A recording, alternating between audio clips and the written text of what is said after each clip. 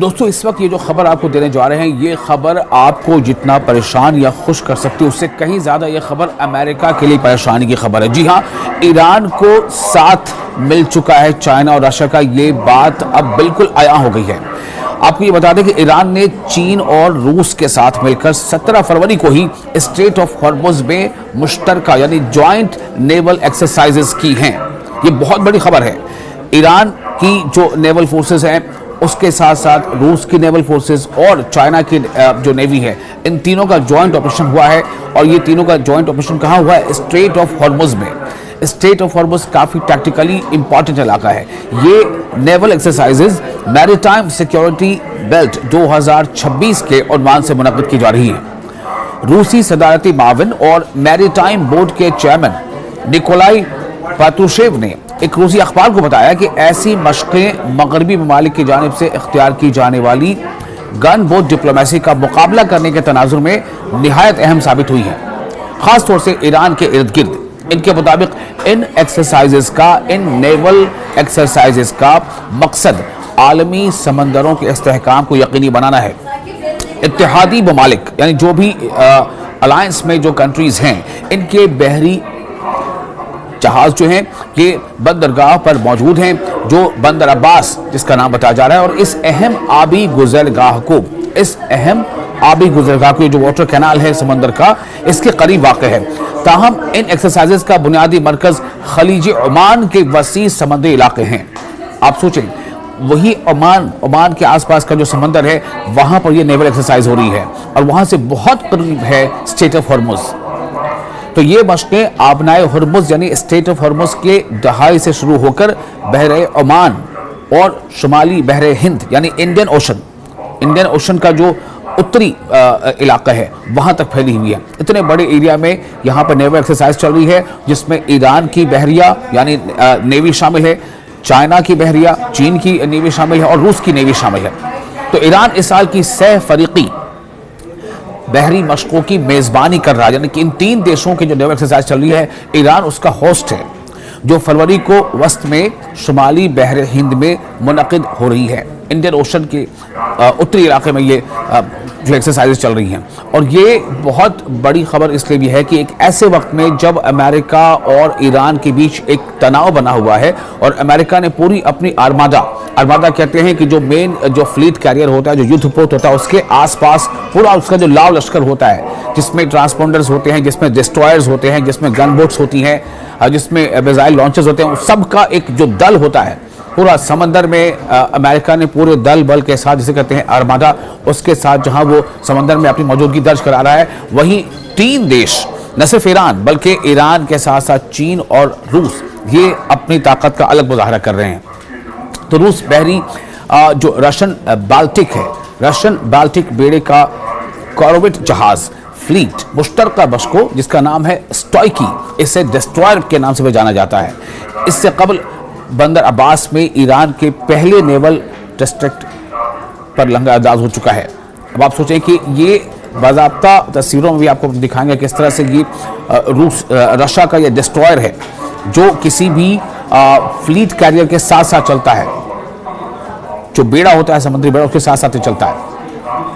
तो पेट्रोशेव ने यह कहा है कि मॉस्को मगरबी बालादस्त यानी वेस्टर्न हेजेमनी है, उसके जवाब में समंदरों पर कसीर कुतुबी आलमी निज़ाम कायम करने की कोशिश कर रहा है। उन्होंने मजीद कहा है कि ब्रिक्स जो है वो रूस रायतों से फ़ायदा उठाएगा और एक मुकम्मल स्ट्रैटेजिक मैरीटाइम डायमेंशन की ज़रूरत पर उन्होंने जोर दिया है।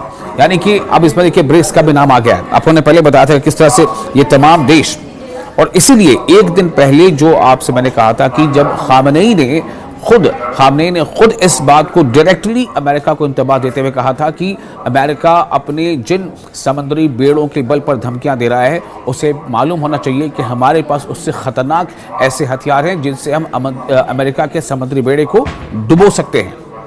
हमारे पास ऐसे हथियार हैं जो हम उनके तमाम बेड़ों को समंदर में गर्काब कर सकते हैं, उसे डुबो सकते हैं। और अब देखिए कि ये तीन देशों के एक साथ जो नेवल एक्सरसाइज चल रही है, जिसमें ईरान शामिल है, चीन शामिल है, रूस शामिल है, क्या ये अमेरिका के लिए एक बहुत बड़ा धचका नहीं है? ईरान के जो नायब सदर हैं यानी वाइस प्रेसिडेंट मोहम्मद रजा आरिफ, उन्होंने इन इंतबाहात पर रद्दअमल देते हुए कहा है कि मुल्क हालत जंगी तैयारी में है और ईरान अपने दिफा के लिए, अपने डिफेंस के लिए पूरी ताकत इस्तेमाल करेगा। इस्लामिक जमहूरिया के अली खामनेई जो सुप्रीम लीडर हैं, बार बार कह चुका हम, सुप्रीम लीडर अली खामनेई ने हाल ही में खबरदार किया है कि अगर ईरान के खिलाफ कोई फौजी कार्रवाई की गई तो तेहरान अमरीकी तैयारा बरदार बहरी जहाज़ों को समंदर की तह में डुबो देगा। उन्होंने मजीद कहा कि दुनिया की सबसे ताकतवर फौज को भी कभी ऐसा धचका लग सकता है कि वो अपनी जगह से उठ ना सके। तो अली खामनेई ने बताया कि पहली ब्रिक्स विल फॉर पीस 2026, आप सोचें इसका जो उन्वान था, पहली मश्क जो जनवरी में जुनूबी बहरे ओकियानूस में मुनक़िद होती थी, जिसमें रूस, चीन, ईरान, मुत्तहिदा अरब अमारात और जनूबी अफ्रीका ने शिरकत की थी। मैरीटाइम सिक्योरिटी बेल्ट की जो मश्कें हैं 2019 से हर साल ईरानी बहरिया की पहल पर मुनक़िद की जा रही हैं। ये हर साल ये एक्सरसाइज होती है और इस बार जो एक्सरसाइज हो रही है इसका ख़ास तौर से इसकी काफ़ी अहमियत बढ़ जाती है ऐसे वक्त में जब समंदर में ईरान को घेरने की कोशिश अमेरिका कर रहा है। और अब ये अपनी 8वीं सालाना मश्क है। ये जो जॉइंट ऑपरेशन है, हम कह रहे हैं कि नेवल एक्सरसाइज है, जिसमें ईरान शामिल है, चीन शामिल है, रूस शामिल है। ये 8वीं बार हो रहा है, चूँकि ये हर साल होता है और ये 8वीं सालाना मश्क है। इनमें ईरानी बहरिया पासदारान इनकलाब यानी IRGC का जो नेवल विंग है उसकी नेवल फोर्स और चीन और रूस की बहरी अफवाज के यूनिट्स हिस्सा ले रहे हैं। तो खबर ये काफ़ी अहम इसलिए हो जाती है कि ईरानी मीडिया के मुताबिक इन मशकों का मकसद आलमी समुद्री तजारत की सिक्योरिटी को मजबूत बनाना है, जिनमें इंसदाद क़ज़ाक़ी यानी जो समुद्री लुटेरे होते हैं उनकी कार्रवाइयाँ, उनके खिलाफ कार्रवाई करना, समुद्री दहशतगर्दी के खिलाफ इक़दाम और सर्च एंड रेस्क्यू मिशन शामिल हैं। ये मशक़ें ऐसे वक्त में हो रही हैं जब तेहरान और वाशिंगटन के दरमियान कशीदगी बरकरार है। ईरानी वज़ीर ख़ारजा अब्बास अराक़ची ने अमरीका के साथ दूसरे दौर की मुज़ाकरात के बाद रहनुमा उसूलों पर अमूमी मफ़ाहमत का इंदिया देते हुए बातचीत को ज़्यादा ताबीर करार दिया है। दूसरी जानब अमरीकी सदर ने डोनाल्ड ट्रंप ने खित्ते में इजाफी बहरी अफवाज की तैनाती की तस्दीक करते हुए कहा है कि बहुत बड़े और ताकतवर जहाज़ ईरान की तरफ रवाना हो रहे हैं। तो आप उन्होंने उम्मीद ज़ाहिर की है कि उन्हें इस्तेमाल करने की ज़रूरत पेश नहीं आएगी। इसी बात को जो ईरान के सरबराह हैं वो ये कहते हैं कि ये दरअसल एक धमकी है, एक इंतबाह है और ये खालीपन है। इसको आम ज़बान कहते हैं, जैसा वो कह रहे हैं कि ये गीदड़ भभकी है और ईरान इन धमकियों के सामने झुकने वाला नहीं है। इसलिए अली खामनेई ने यह कहा था कि अगर अमेरिका को अपने उस बेड़े के बारे में इतना तकब्बुर है या वो धमकी आवेज़ लहजे में ट्रंप बात कर रहा है तो उसे याद रखना चाहिए कि उसको तबाह करने लायक हमारे पास हथियार है जो उसे समंदर के अंदर डुबो देगा।